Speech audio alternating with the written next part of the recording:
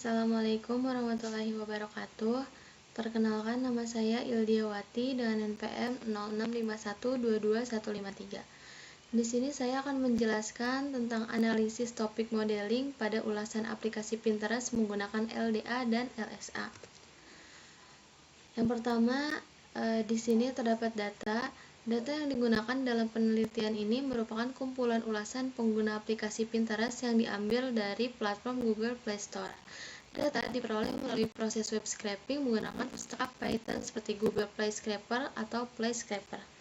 Dataset yang digunakan dalam penelitian ini terdiri dari 12.000 ulasan pengguna aplikasi Pinterest yang diambil dari Google Play Store. Untuk kolom dari datasetnya, yang pertama ada review ID, yang dimana ini adalah ID unik untuk setiap ulasan. Yang kedua ada username, itu nama pengguna yang memberi ulasan. Lalu user image, link gambar profil pengguna. Lalu konten, isi teks ulasan dari pengguna. Lalu score, itu ada rating dari aplikasi dari skala 1 sampai 5. Lalu thumb up count, itu jumlah like atau dukungan dari pengguna lain terhadap ulasan tersebut. Yang ketujuh ada review create version, yaitu versi aplikasi saat ulasan dibuat. Yang kedelapan ada add atau tanggal ulasan ditulis. Yang kesembilan ada reply content atau isi balasan dari developer Pinterest. Yang ke-10 ada reply add, yaitu tanggal balasan dikirim. Yang 11 yaitu app version, yaitu versi aplikasi yang sedang digunakan saat ulasan diberikan. Lalu selanjutnya di sini terdapat alur proses analisis ulasan dengan topik modeling. Yang pertama yaitu pra-pemrosesan data atau pre-processing, yaitu seleksi kolom, fokus pada kolom konten atau analisis topik. Yang kedua itu pembersihan teks, yaitu menghapus karakter spesial, angka, dan tanda baca. Lalu mengubah semua huruf menjadi huruf kecil atau lower casing. Lalu menghapus stop word atau kata umum yang tidak membawa makna penting. Lalu melakukan stemming atau lemmatization, yaitu mengubah kata ke bentuk dasar. Selanjutnya ada filter bahasa untuk memastikan hanya ulasan dalam bahasa Indonesia yang diproses jika diperlukan. Lalu yang kedua dari presentasi teks, yaitu mengubah data teks menjadi format numerik atau matriks menggunakan TF-IDF vectorizer untuk LSA dan count vectorizer untuk LDA. Yang ketiga di sini terdapat penerapan topik modeling, yaitu lens semantic analysis atau LSA, yaitu menggunakan SPD atau singular value decomposition untuk mengekstrak topik tersembunyi dari matriks TF-IDF. Yang kedua ada latent directed allocation atau EDA, yaitu menggunakan model probabilistik untuk mendeteksi distribusi topik dalam setiap dokumen. Lalu ada penentuan jumlah topik dilakukan secara eksperimen, yaitu 5 topik. Yang keempat di sini terdapat evaluasi dan visualisasi.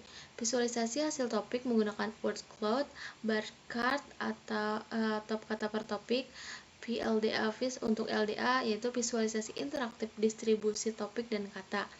Lalu ada analisis manual terhadap topik untuk interpretasi makna, misalnya topik keluhan, fitur, performa aplikasi, iklan, dan lain-lain. Nah, untuk hasil dari pre-processing tadi, di sini terdapat hasil dari LDA, yaitu berdasarkan pemodelan topik LDA terhadap ulasan pengguna Pinterest diperoleh 5 topik utama. Yang pertama itu ada masalah login dan pendaftaran, termasuk kendala tanggal lahir, umur, akun terkunci, dan proses login yang sulit. Yang kedua ini yaitu gangguan gambar dan fitur unduhan seperti gambar gagal dimuat, kualitas buruk, atau pin tidak bisa disimpan. Lalu yang ketiga, permasalahan instalasi aplikasi, banyak keluhan aplikasi tidak bisa dibuka dan permintaan perbaikan. Lalu yang keempat yaitu penilaian umum aplikasi dengan sentimen positif, bagus, suka, bercampur negatif, jelek, lemot, yang mencerminkan opini yang beragam. Lalu yang kelima ada keluhan berbahasa Inggris atau menyoroti frustasi serupa dari pengguna internasional. Untuk hasil selanjutnya yaitu hasil LSA, yang dimana terhadap ulasan pengguna Pinterest mengungkap 5 topik utama. Yang pertama itu pujian dan keluhan umum mencakup pengalaman login yang sulit namun tetap ada apresiasi positif. Lalu yang kedua yaitu performa dan jaringan dengan komentar soal sinyal dan kecepatan aplikasi sebagian besar bernuansa positif. Lalu yang ketiga yaitu ada kritik kualitas aplikasi, berisi kekecewaan mendalam, ekspresi emosional negatif. Yang keempat, di sini terdapat permasalahan login dan verifikasi, terutama terkait akun Google dan batas usia.